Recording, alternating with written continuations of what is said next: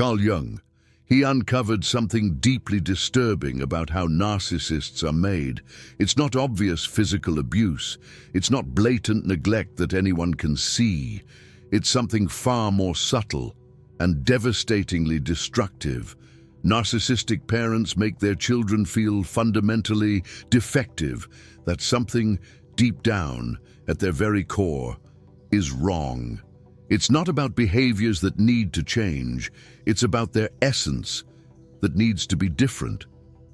And this message, repeated 1,000 times in 1,000 subtle ways throughout childhood, creates what Jung termed the primary wound of inadequacy.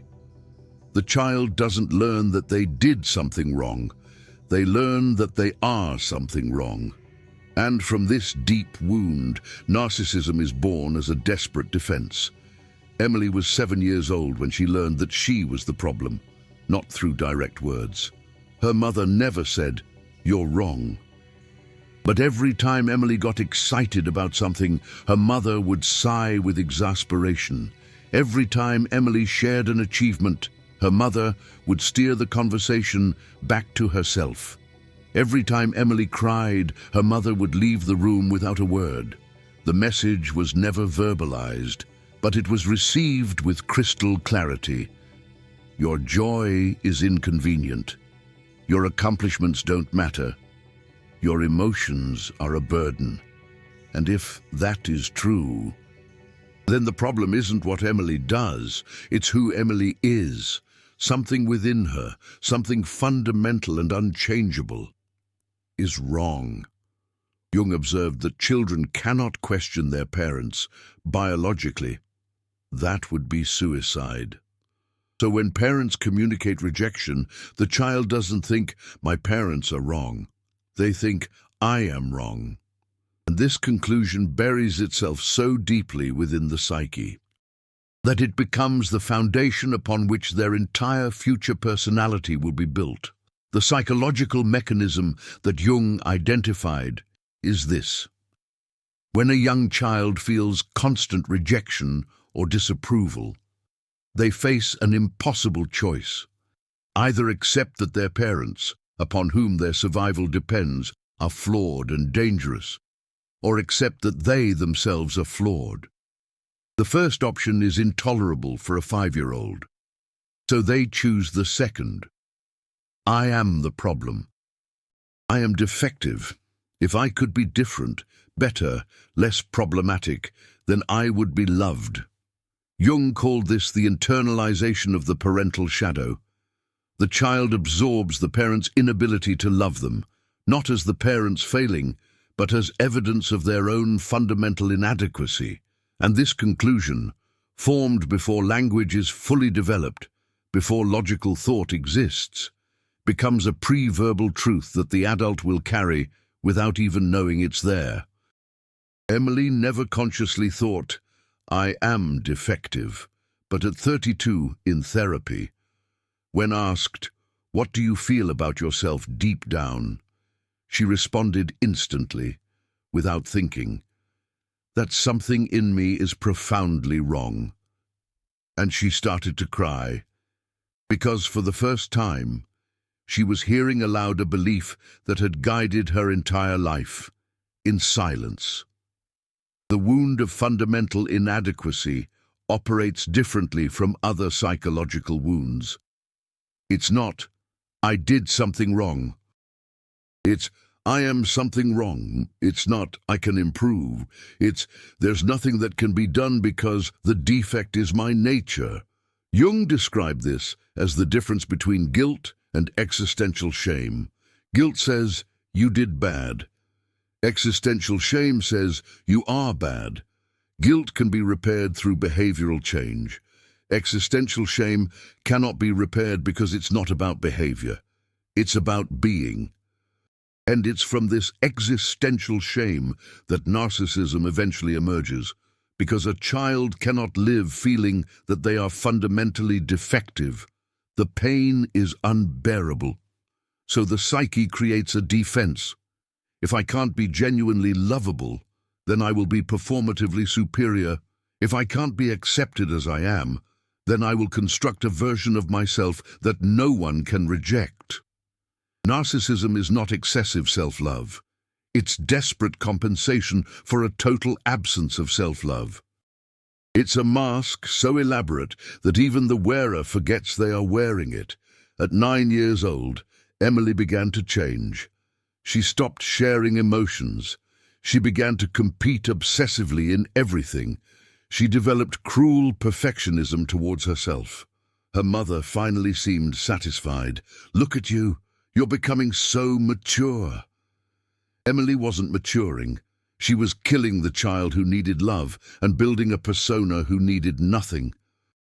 Jung called this the birth of the compensatory false self. It's not the false self that simply pleases others. It's the false self that compensates for the secret belief of inadequacy through performative superiority. On the outside, arrogant confidence. On the inside, silent certainty of being defective. And the stronger the mask, the deeper the wound it hides. Emily became the best student, the prettiest, the most admired. And she felt each achievement as evidence that if she tried hard enough, maybe she could hide what she really was: defective, wrong, unworthy of existing as she was. Carl Jung studied dozens of cases like Emily's, and he identified 3 primary ways that parents communicate the message: you are fundamentally defective. The first way is selective indifference. The parent responds when the child performs well, ignores them when the child exists without performance. The implicit message is clear. Your value is in what you do, not in who you are. And if your value is only in doing, then your being has no value. You are empty without achievements. The second way is constant comparison. Your brother never needs me to repeat myself. Other children don't cry so much. Why can't you be more like Jane Doe? Each comparison communicates: you, as you are not enough. You need to be someone else to have value. Your current essence is inadequate. The third way, and the most devastating, is rejection of authentic emotions. When the child expresses joy, sadness, fear, anger, and the parent responds with disinterest, irritation, or punishment, the message is: your feelings, the most real part of you, are unacceptable. And if your feelings are unacceptable, then you, in your authenticity, are unacceptable. To be loved, you need to not feel. You need to not be real. Emily experienced all 3, but the third was the one that destroyed her the most. At 11 years old, after a rejection at school, she came home crying.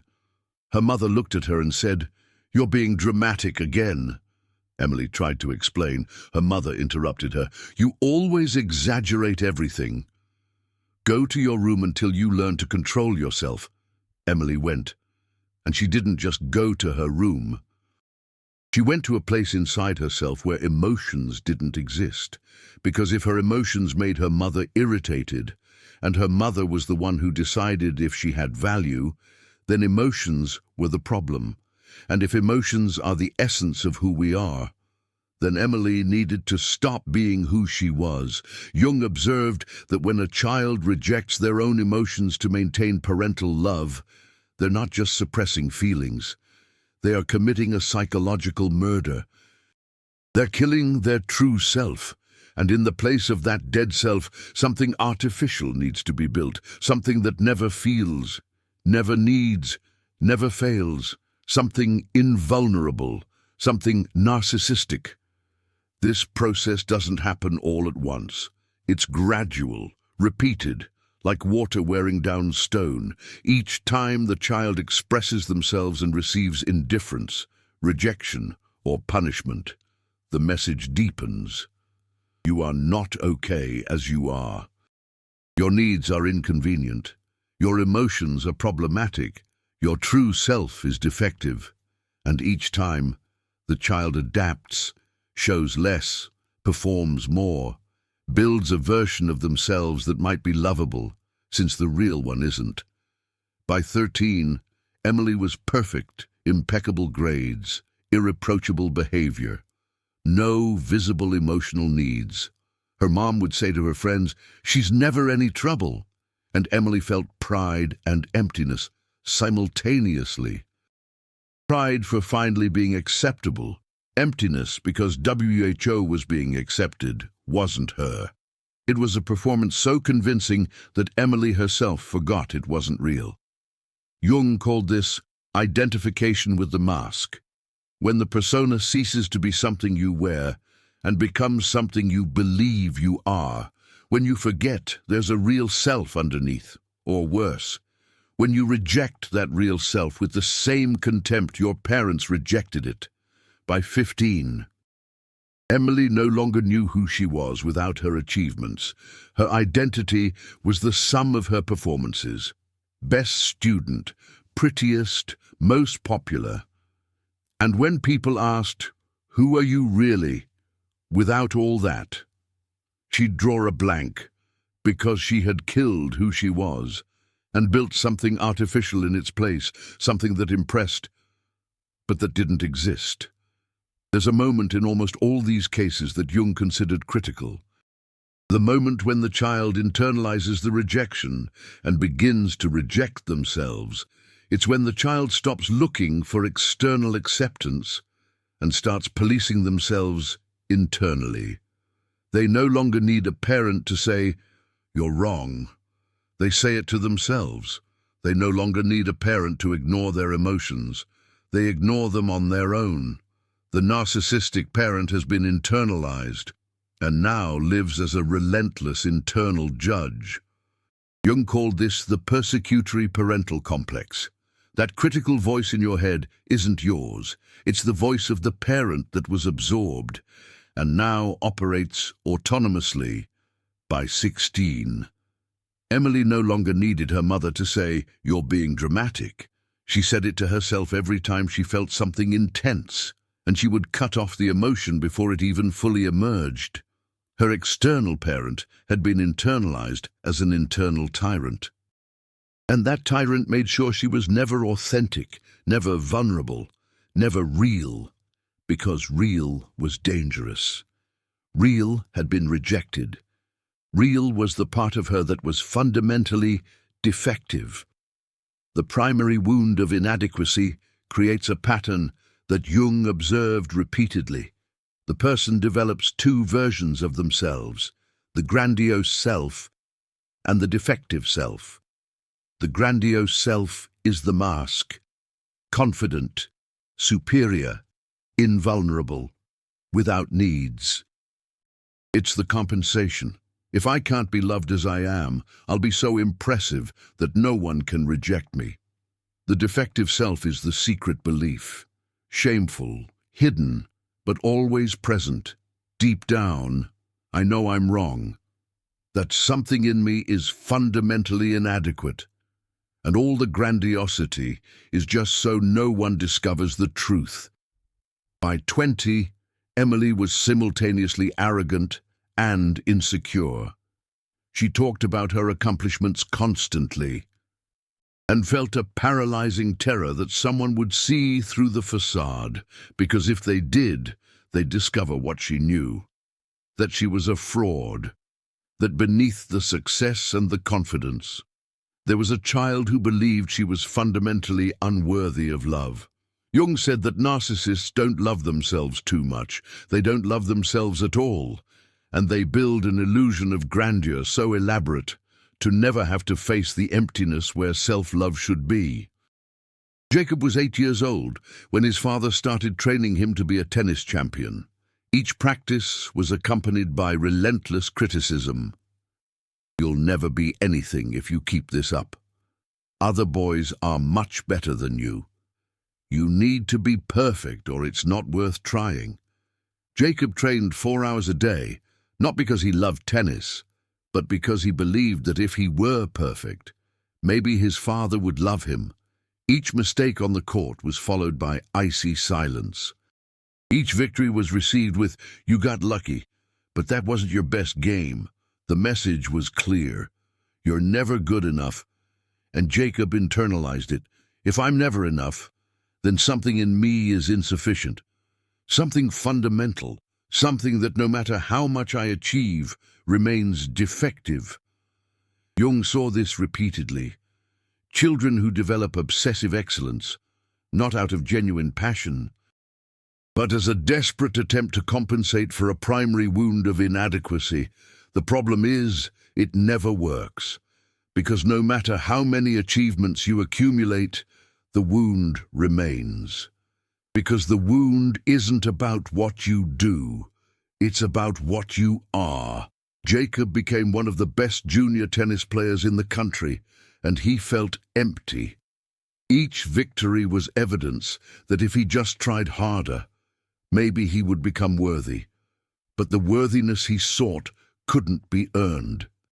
Because it had been denied, not for lack of merit, but by parents incapable of seeing the inherent value of a child.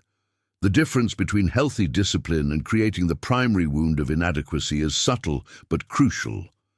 Healthy discipline says your behavior needs to change. You can do better. I love you, and I'll help you grow. The primary wound of inadequacy says you are not enough. Something in you is wrong. I need you to be different for me to accept you. In the first case, love is constant and behavior is corrected. In the second case, love is conditional on the transformation of your very nature. Jacob never heard, "I love you even when you lose," never heard you have value beyond your achievements, never heard it's okay to be imperfect. What he heard was, you only matter if you're exceptional. And exceptional means flawless. So Jacob spent his entire life hiding flaws.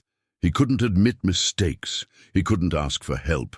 He couldn't be vulnerable, because vulnerability would reveal the truth, that he wasn't perfect. And if he wasn't perfect, he had no value. And if he had no value, he was what he'd suspected since he was 8 years old, fundamentally defective. Jung identified that the primary wound of inadequacy has specific consequences in adult life. First, intimate relationships become impossible because real intimacy requires vulnerability, and vulnerability would reveal the defective self that has been hidden your entire life. So the person maintains emotional distance, uses charm, seduction, performance, but never shows themselves, because showing yourself is risking being seen as you really are, and how you really are, according to the beliefs formed in childhood, is unacceptable. Emily, at 28, had many admirers, but no deep relationships. Anyone who got too close, she would push away, not consciously. But there was a point where intimacy threatened to reveal who she really was. And at that point, something within her would sabotage, creating fights, disappearing, finding faults in the other person. Because intimacy was dangerous.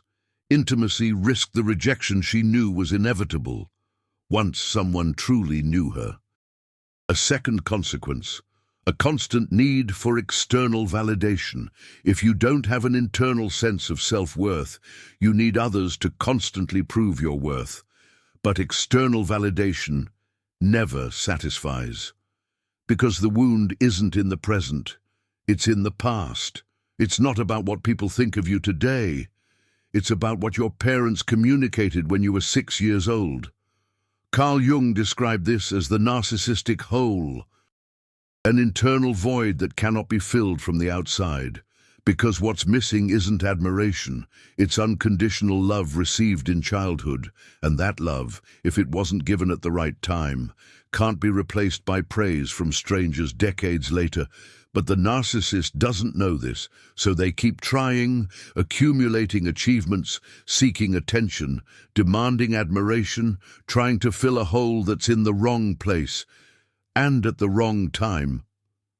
Thomas, at 35, was a successful tennis coach, praised, admired, respected, and each compliment lasted 5 minutes.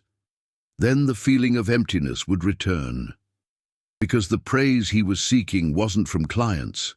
It was from his father, and his father's praise never came, never would come, because Thomas's father was incapable of giving unconditional love.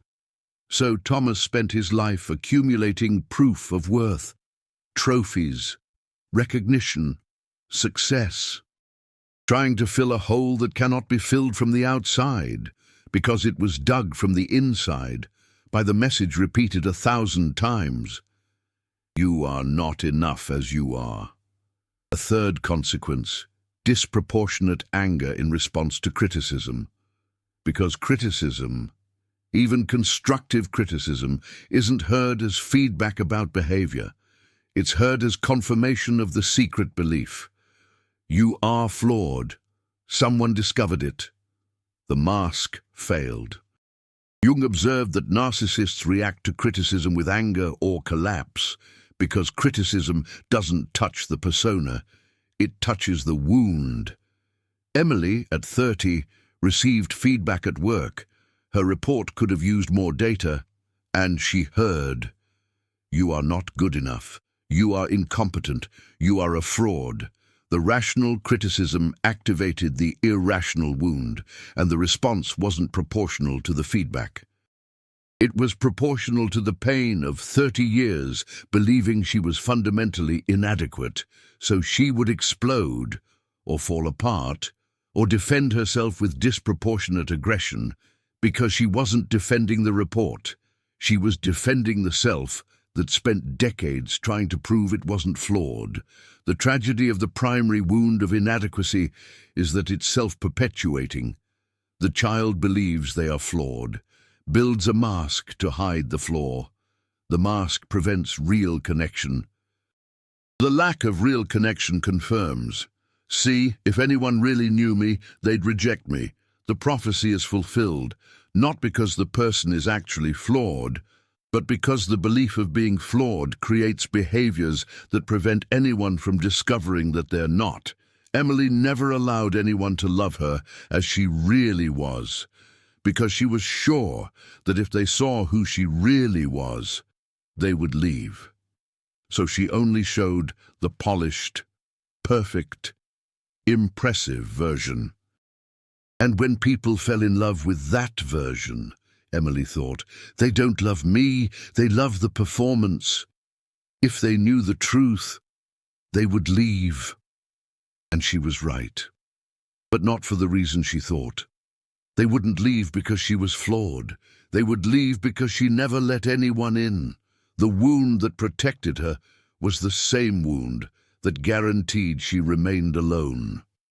Carl Jung spent years studying how to break this pattern and concluded, the cure doesn't come from proving you're not flawed through achievements. Achievements feed the mask. The cure comes from confronting the belief directly, from bringing into consciousness what was internalized pre-verbally, from questioning, this belief that I am fundamentally flawed, where did it come from? Is it true? Or is it something I absorbed when I was 5 years old because I had no alternative? Emily started therapy at 32. And the question that changed everything was, what if you aren't flawed? What if your parents were incapable of loving you, not because of a fault of yours, but because of their limitations? What if what you concluded at 7 years old was wrong? Emily resisted. But I am flawed. I know I am. The therapist asked, how do you know? And Emily realized she had no evidence. She only had a feeling, an irrational certainty. And when they explored where the certainty came from, they discovered it came from her mother, from the indifference, from the subtle rejection, from the implicit message, you are inconvenient, you are too much, you are problematic. And Emily was 7 years old and concluded, I am the problem, and spent 25 years building a life around that conclusion, without ever questioning if the conclusion was right. The healing of the primary wound of inadequacy isn't quick, because the wound is 30 years old. It's been reinforced millions of times. It's intertwined in every aspect of the personality. Jung said, "You don't solve this wound. You integrate it. You learn to see. Yes, I concluded that I was flawed, but I was a child. I did the best I could with limited information, and the conclusion was wrong. My parents were limited, but I am not flawed." The healing process, according to Jung, goes through 4 essential stages. First, recognition of the wound, bringing the unconscious belief into consciousness. I believe that I am fundamentally flawed. Second, tracing the origin. Where did this come from? What experiences implanted this belief? Third, radical questioning. Is this belief true? Or is it the conclusion of a child with limited information? Fourth, experimentation of vulnerability. Allowing someone to see the real self and discovering that you are lovable just like that. Each stage can take months or years, but without them, the wound remains, invisible, but controlling everything. And then comes the real work, allowing someone to see you, the true you, not the polished version, not the impressive performance, but you in vulnerability, you with needs, you imperfect, and discover. They didn't leave, they stayed.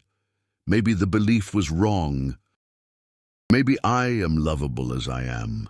Emily took 3 years to allow someone to really see her, and when she finally allowed it, and the person stayed, something inside her began to change.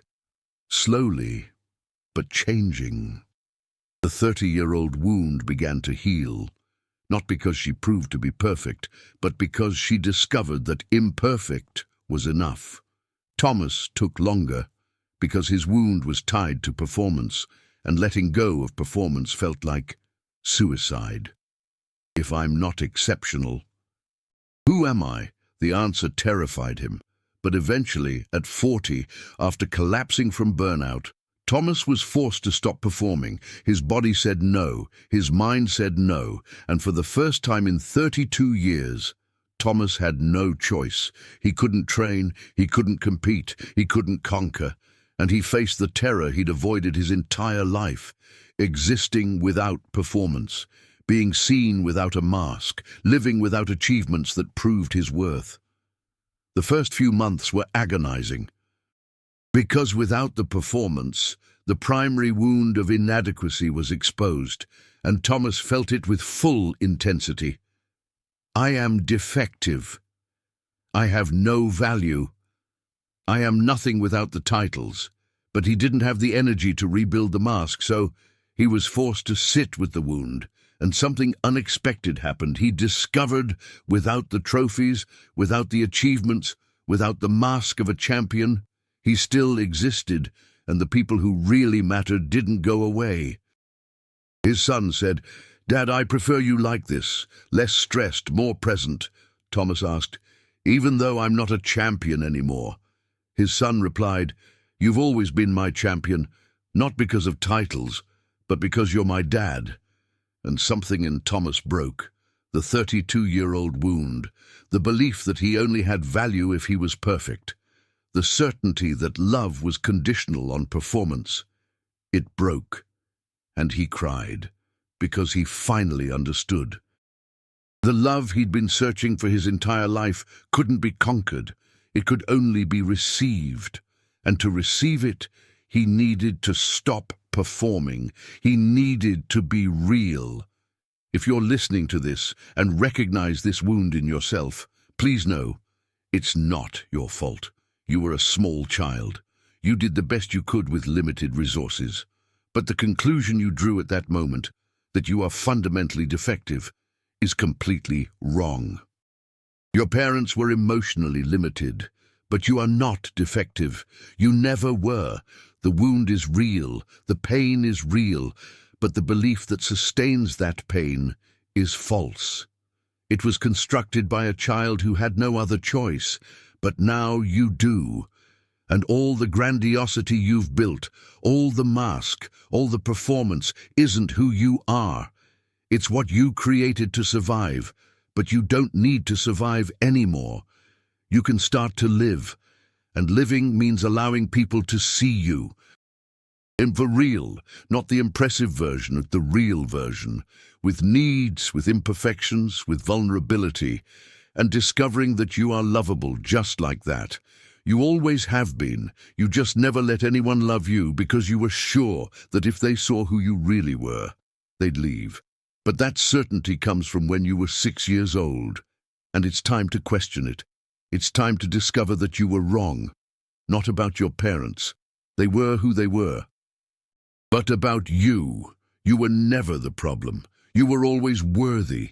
You just needed parents capable of seeing it, and because they weren't, you concluded that the problem was you, but it was always them.